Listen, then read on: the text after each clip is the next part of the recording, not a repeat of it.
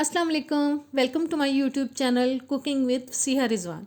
आज बहुत ज़बरदस्त सी यमी से मीठे की रेसिपी लेके आई हूँ जो कि ना सिर्फ देखने में बहुत खूबसूरत लगता है बल्कि खाने में भी बहुत मज़े का है। और मुझे पूरी उम्मीद है कि अगर आप इस रेसिपी को एक बार ट्राई करेंगे तो इंशाल्लाह ताला ये आपको बहुत ही पसंद आएगी। तो इससे पहले कि रेसिपी शुरू की जाए, चैनल पर नए हैं तो प्लीज़ सब्सक्राइब करें, बेल के बटन को ज़रूर प्रेस किया करें ताकि नई वीडियोज़ के नोटिफिकेशन आप तक आते रहा करें। वीडियो अच्छी लगे तो एंड में इसको लाइक और शेयर भी कर दीजिएगा। तो आइए बिस्मिल्लाह करते हैं और बना लेते हैं ये मज़ेदार सा मीठा।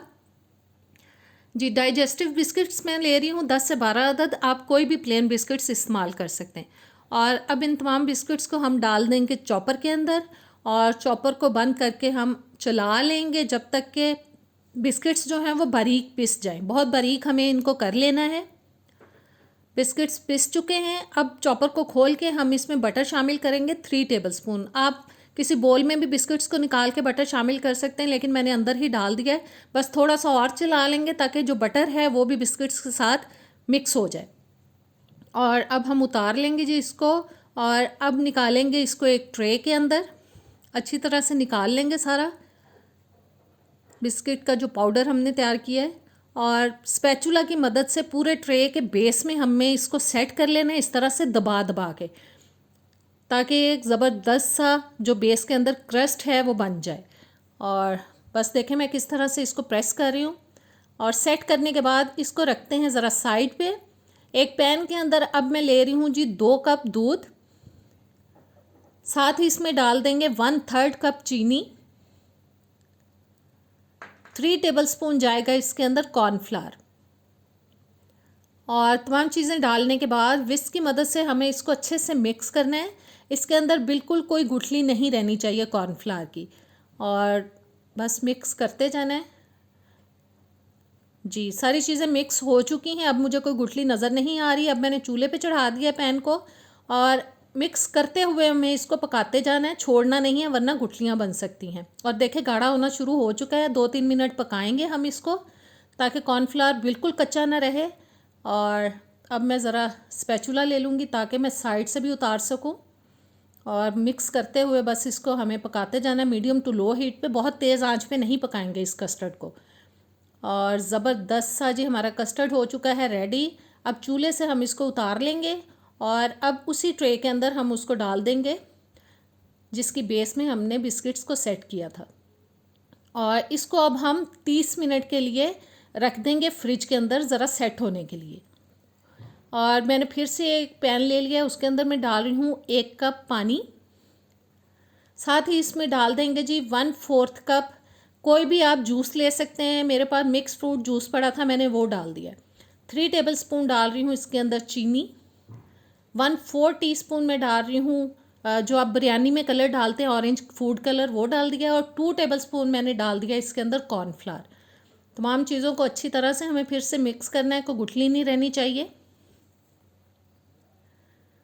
और बस मिक्स करने के बाद इसको भी हम रखेंगे चूल्हे पे और इसको पका लेंगे। मुसलसल हिलाते रहना है जब तक कि ये अच्छा गाढ़ा हो जाए। और बस जी हिलाते हुए मीडियम टू लो हीट पे मैं इसको पका रही हूँ। और मुसलसल हिलाते जाना है। साइड पे अगर लगना शुरू हो तो उसको भी उतार उतार के दरमियान में मिक्स करते जाएं।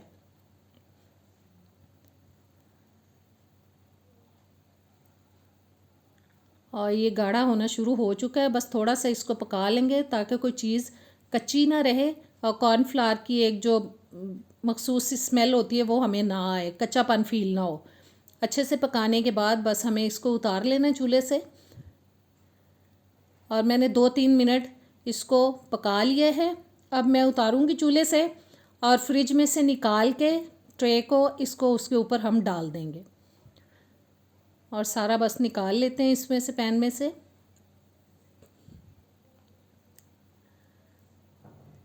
और निकाल लेने के बाद इसको अच्छी तरह से हमें इसके ऊपर स्प्रेड कर देना है हर साइड पे ताकि ये अच्छे से लग जाए।